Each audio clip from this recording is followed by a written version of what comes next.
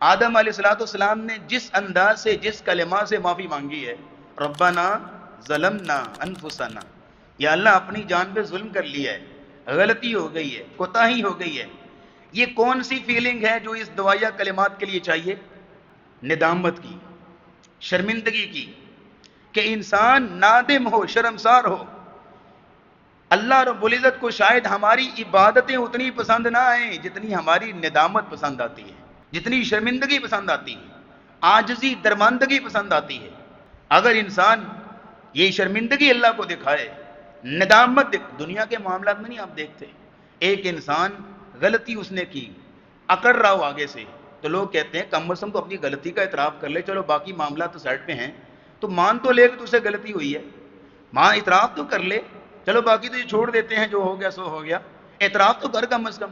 لیکن جو اعتراف کر لے معاملہ رفع دفع ہو جاتا ہے، لیکن جو اکڑا رہے کیوں میں There کیوں will be سوری کروں، میں نے کیا consequences کیا you ہے، تو cannot لوگ اس کو imagine. کبھی معاف نہیں کرتے۔ تو اللہ کا دستور بھی یہی ہے کہ انسان نادم تو ہو، شرمسار تو ہو، اپنے رب کے سامنے آ کے آنسو تو بہائے،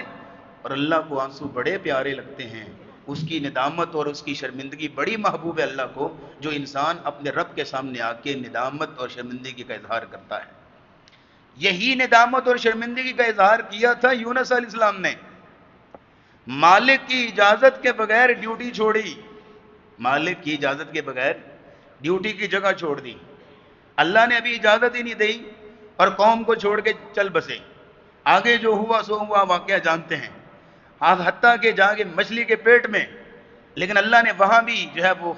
دیکھ بھال کی، خیر خائی کی، کہا مچھلی میرے نبی کی حفاظت کرنا، اور وہاں پہ پڑے ہیں مچھلی کے پیٹ میں اندھیروں میں، کچھ چیز نظر نہیں آ رہی، کوئی پتہ نہیں اس وقت کہاں پہ ہیں، اور اس اندھیروں میں جب سمجھا نا کہ غلطی ہوئی ہے، کوتاہی ہوئی ہے، اس کوتاہی کی مار پڑ رہی ہے، اس غلطی کی وجہ سے پکڑا گیا ہوں، اس وجہ سے مجھے جو ہے وہ یہاں تک پہنچایا گیا ہوں، اس لیے تو ندامت ہوئی، شرمندگی ہوئی۔ فنادى في الظلمات اللہ الہ الا انت سبحانک انی کنت من الظالمین۔ اور سر یہ ریئلائز اگر کسی کو ہو جائے تو اور کیا چاہیے؟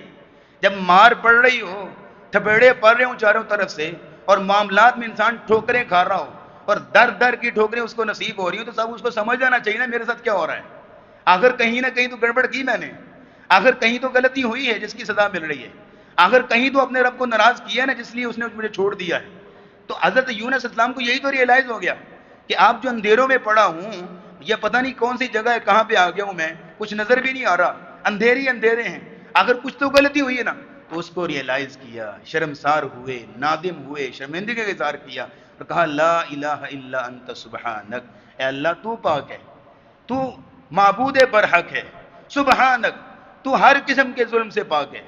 انی کنت من الظالمین، ظلم مجھ سے ہوا، زیادتی مجھ سے ہوئی، غلطی مجھ سے ہوئی، اپنے مالک کی اجازت کے بغیر ڈیوٹی کی جگہ چھوڑی ہے، غلطی کر بیٹھا ہوں، معاف کر دے۔ اب ہم دیکھیے گا تو اللہ نے کہا فاستجبنا لہ ونجیناہ من الغم، ہم نے اس کو غم سے نجات دی، وکذالک ننجی المؤمنین، اسی طرح ہم اپنے مومن بندوں کو نجات دیا کرتے ہیں۔ یہاں ایک بڑی اہم بات یہاں پہ سمجھنے والی ہے، اللہ کہتے ہیں فلولا انہ کان من المسبحین، اگر وہ ندامت کا اظہار نہ کرتے، شرمندگی کا اظہار نہ کرتے، غلطی کا احساس نہ ہوتا، اللہ کے سامنے گڑگڑاتے نہ، معافی نہ مانگتے، لَلَبِثَ فِي بَطْنِهِ إِلَى يَوْمِ يُبْعَثُونَ، تو قیامت کی دیواروں تک مچھلی کے پیٹ میں ہی پڑے رہتے۔ اللہ کو کوئی ضرورت نہ تھی ان کی،